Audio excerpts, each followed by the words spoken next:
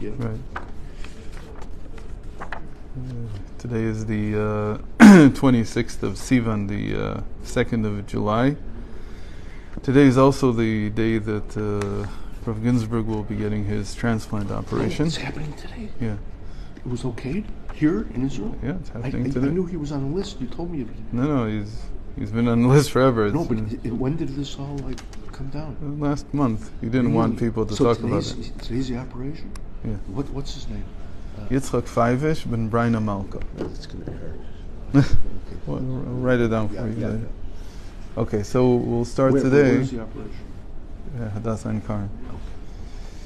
So we'll start today, hopefully, for Nischuso and for all of us, in truth. Shoresh Mitzvas HaTefillah. This was the first part of Derech Mitzvosecha that the Tzemach Tzedek wrote. And it's very, very long. It's a work in and of itself.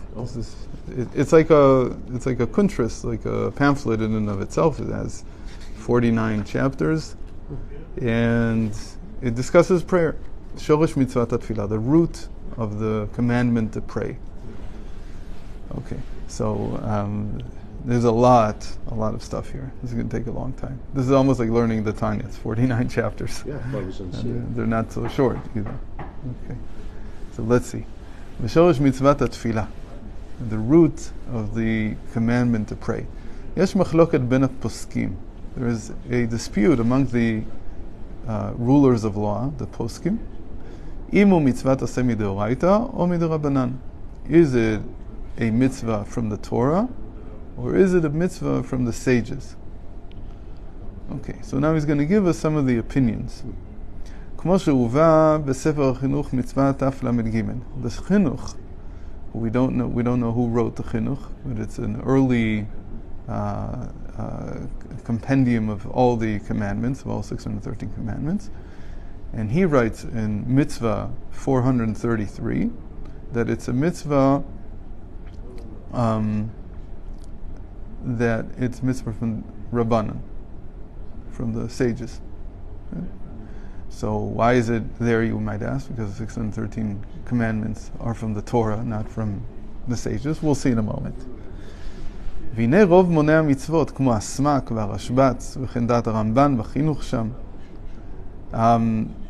העלו דעת תפילה בכל יום, ונוסח התפילה הוא מצווה דרבנן. So most of those who enumerated the 613 commandments, like the SMAC is Sefer Mitzvot Katan, the small book of mitzvos, the Rashbatz, I don't remember what his acronym is, and the Ramban, who's brought in the chinuch there. Meaning that the chinuch doesn't think that it's really from the sages. He just brings the opinion of Nachmanides, who says it's from the sages. And that's why he mentions the chinuch, because that's where the chinuch deals with this question, whether this is from the Torah or from the sages.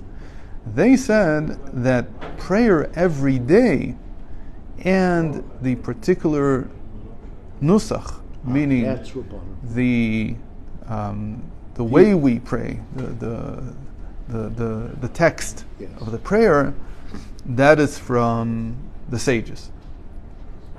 אך מדאורייתא הוא המצווה שיתפלל האדם ויבקש בעת מן העיתים אשר יצטרך לדבר מן הדברים. But from the Torah, the mitzvah, there is a mitzvah from the Torah, and that is that a person should pray every time that he needs something. Meaning that it's not a regular prayer, it's not every day, or certainly not 3 times a day, but whenever a person has a need, he addresses heaven, he addresses God. כמו בעת צרה, like for instance when he's in dire straits, וכיוצא בזה, and similar situations.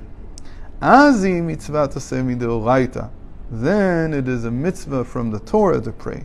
שציוונו השם יתברך בזה שיבקש האדם זה ממנו יתברך לבד שיושיעו על זה. That the mitzvah is that a person should only be beseeching God in order to ask for what he needs. That's the mitzvah. The mitzvah is to call upon God. And I have to tell you that as I was growing up, even though I grew up in a Orthodox home, I prayed 3 times a day, but I was not aware at all, not just maybe legally I was aware, maybe like in terms of knowledge I knew this, but certainly not in terms of my psychological state, that whenever I need something, I should be talking to God. That I wasn't aware of. That personal prayer was not in my consciousness, and it was only much later in life, in my later 20s, that I realized that this was maybe the most powerful thing I could do to help myself, much more than trying to solve things in some way. Of course, you need to do that too, but really, the effect of this prayer that comes from need is the true prayer from the Torah. And about this he says, this is one of the principles of faith.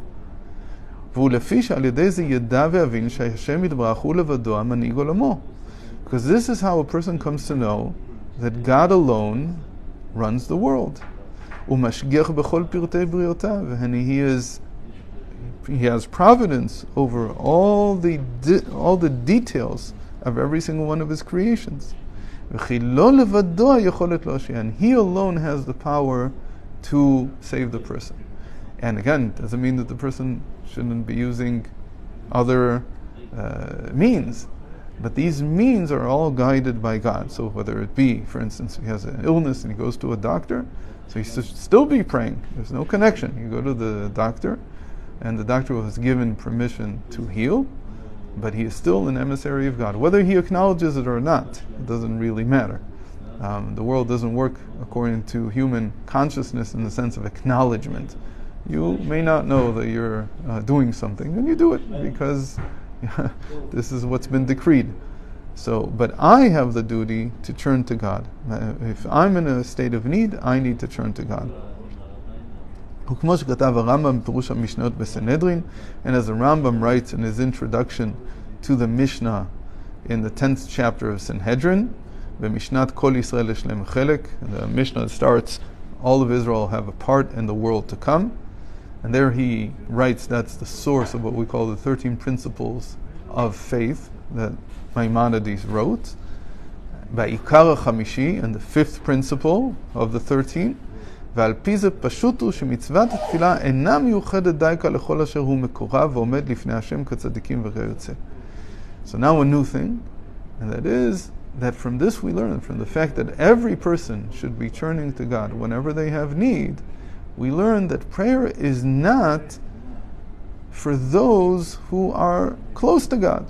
You don't have to be a tzaddik in order to address God. It's every single person. And that, I think, was the thing that stopped me when I was younger, that I didn't understand that this is something for everyone. I thought that this was something that you go to someone who's a big tzaddik, and they beseech on your behalf, that that's how it's supposed to work. But really, it's not true. It's every single person has to be the one who approaches God himself. There's a famous parable from the Baal Shem Tov about this. I'll mention it here because I think he would have wanted us to mention it here. It's about the Baal Shem Tov in general did not like what they call fox parables. There's a whole genre of fox parables in the world because a fox is considered to be shrewd and very smart and cunning. At least that's what they represent in the animal world.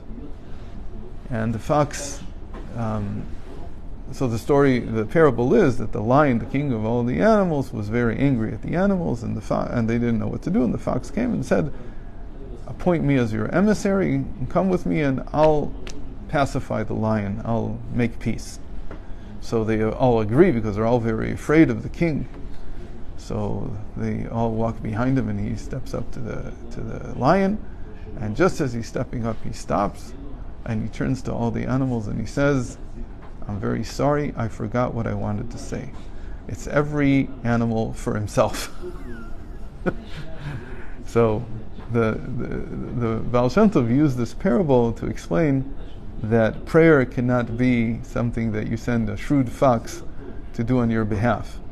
You have to do it yourself because, like he just said, the purpose of prayer is to instill within us this faith that I have a direct relationship with God, and that it is only God that runs the world.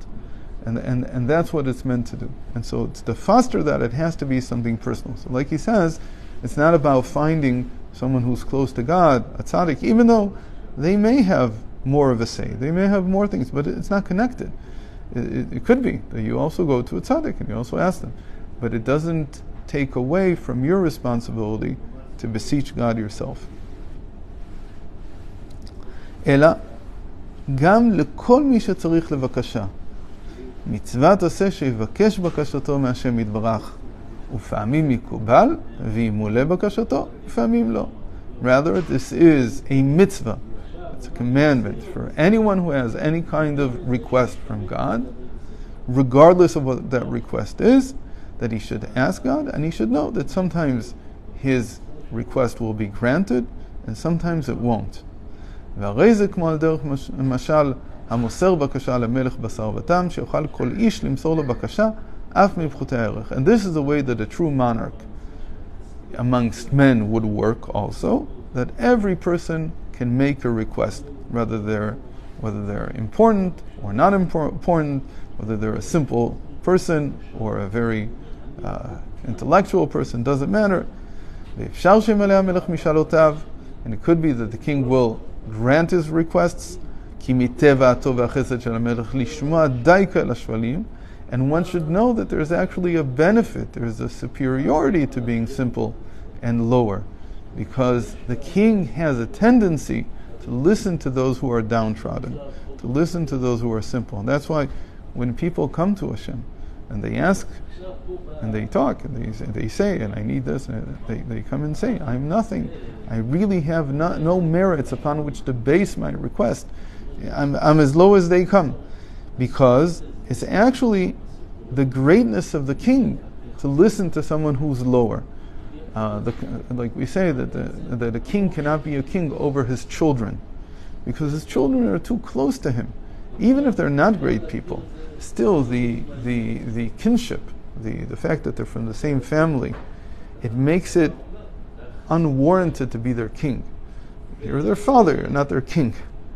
But here he uses specifically the parable of a king, of people coming with a request to a king, because by a king there has to be distance, and the greater the distance between the king and the person, the more you see his sovereignty. That even the simple people who don't understand what the greatness of the king is, they come and they ask him for what they need. ואין לייחס זאת אל עניין ההתקרבות והריחוק כלל. And one should not, he stresses again, should not be connected at all to whether you're close, near or far from the king. כי אם בבקשה כללית בדבר גדול. The only place that plays a role is if you're asking for the entire community. The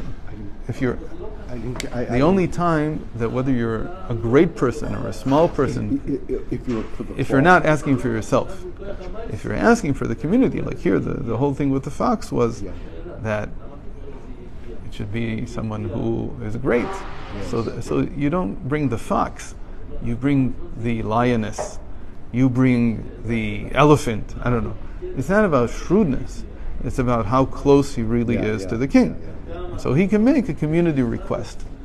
But when it comes to every individual, there's no such thing. It's not about whether you're near or far from God. But on a communal basis, it should be someone someone who is great. Right. אבל לא לפרטי צורכי האדם, but not when it comes to the particular details of a person's needs. וכמו כן הוא יתברך בעניין התפילה. כמו כן הוא...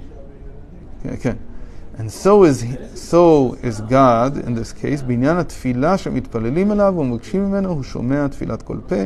And likewise, God acts the same way, that he doesn't look at whether a person is near or far when deciding whether to grant a request or not. So that's chapter 1. It wasn't so difficult. And God willing, I hope we can see chapter 2 tomorrow after we hear good news from Rav Ginsburg. This Rav Hashem is a little bit of a steer. In other words, Yes, I understand that Tzaddik would ask for the community, but since he listens to everyone, we should pray on behalf of the community too. Yeah, but there it's different. There's a different. It's a fine difference, no? Mm-hmm. Again, when there's a decree on the whole community, it doesn't mean that the individuals don't need it. They also need it. Okay. But they're praying as individuals. Yes. And when you appoint someone, when you come and say, so this would be someone who is known to be a great tzaddik. Right. And he's not asking for himself, No, he's asking for the entire community.